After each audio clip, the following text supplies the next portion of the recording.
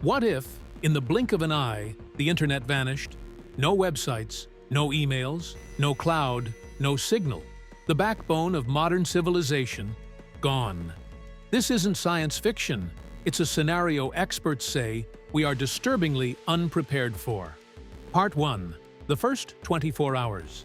In the first few hours, confusion reigns. Text messages fail, navigation apps freeze, air traffic is disrupted. Modern aircraft systems rely on real-time data. Without it, flights are grounded. Banks can't verify transactions. ATMs are non-functional. Markets halt, then spiral into chaos.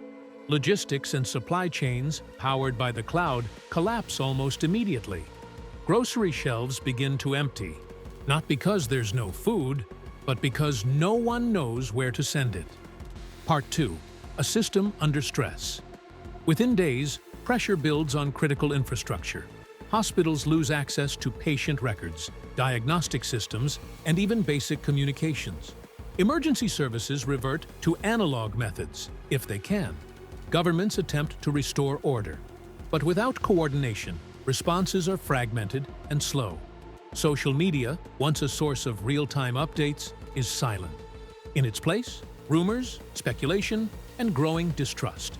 Without access to accurate information, panic spreads faster than any virus.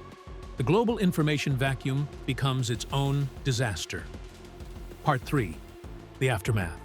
Weeks later, the impact is no longer just digital. It's economic, social, and deeply human. Cash becomes the only reliable currency, but there's too little in circulation. Remote work? Gone. E-learning? Gone. Entire industries grind to a halt. Communities begin rebuilding through localized systems, radio, paper, barter. Those with analog knowledge thrive. Those without struggle to adapt. The internet wasn't just a tool, it was civilization's nervous system. Subscribe to Mind Draft for more future-focused stories that make you think.